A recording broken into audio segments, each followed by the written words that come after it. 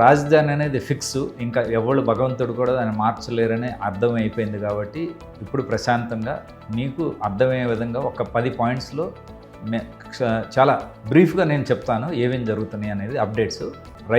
రైతులతోనే begin అవుతుంది, రైతులతోనే end అవుతుందని నేను మొదటి నుంచి చెప్తా ఉండేవాడిని. కానీ చాలామందికి ఏంటంటే సాటిస్ఫాక్షన్ ఇంతకుముందు ఉండేది కాదు. ఎందుకంటే ప్లాట్లు, ఎల్పిఎస్ ప్లాట్లు, ల్యాండ్ పూలింగ్ స్కీమ్ ప్లాట్స్ మాకు ఇచ్చేస్తే మా ద్వారా మేము సంతోషంగా ఉంటాం కదా అనే ఒక ఉద్దేశం ఉండేది. దాంట్లో తప్పులేదు. కానీ లేటెస్ట్ చూసిన తర్వాత చాలా హ్యాపీగా ఫీల్ అవుతారు. Particularly Telugu communities around the world చాలా గర్వంగా ఫీల్ అవుతారు. ఎందుకంటే జోన్స్ కింద డివైడ్ చేశారు. ఇప్పుడు ఫార్మర్స్ ఎల్పిఎస్ ప్లాట్స్ని జోన్సే, ఇది పెద్ద డేటా మీరు గుర్తుపెట్టుకోక్కర్లేదు, but just for idea I'm telling. దాన్ని 1A అంటాం, 2B అంటే బ్లాక్స్ కింద డివైడ్ చేశారు. 1A, 2B, 3B, 5C, zone 7 ఇట్లా మొత్తం దీన్ని వేరియస్ జోన్స్ కింద డెవలప్ చేస్తున్నారు. మీరు ఆశ్చర్యపోతారు. ఒక్కో జోన్ ఫర్ ఎగ్జాంపుల్ 3B తీసుకోండి. 3B జోన్లో 1000 ఎకరాలు ఉంటాయి, 4 బ్లాకుల్లో వస్తున్నాయి. ఫర్ ఎగ్జాంపుల్ జోన్ 7 తీసుకుంటే ఆశ్చర్యపోతారు, 2000 ఎకరాలు 7 బ్లాకుల్లో వస్తున్నాయి.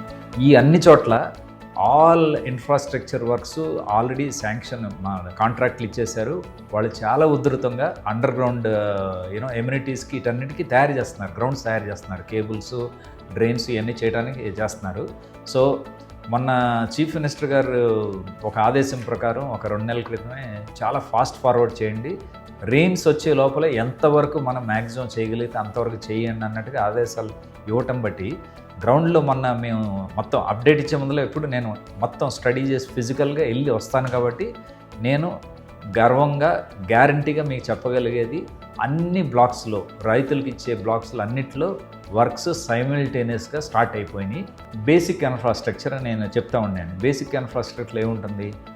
Flood management. ఏది అమరావతిలో ఎంత వర్షాలు వచ్చినా, ఏ ఫ్లడ్స్ వచ్చినా కానీ ఏం ఇబ్బందులు లేకుండా జరిగే సిస్టమ్ని ఇంతకుముందు మాట్లాడుకున్నాం. దాంట్లో ఏంటి? పాలవాగు, కొండవీటి వాగు, గ్రావిటీ కెనాలు, తర్వాత వేరియస్ రిజర్వాయర్లు, ఈ అన్నిటిని డెవలప్ చేయడం ద్వారా ఒక నెదర్లాండ్స్ గవర్నమెంట్ ఏజెన్సీస్ని హెల్ప్ తీసుకుని దాన్ని ఎలాగైతే నెదర్లాండ్స్ వాళ్ళు డిజైన్ చేసుకున్నారో చాలా చాలా పకడ్బందీగా అదే స్టైల్లో రాజధానికి వాళ్ళు అడ్వైజ్ ఇవ్వటం బట్టి వర్క్స్ బిగిన్ అయిపోయినాయి.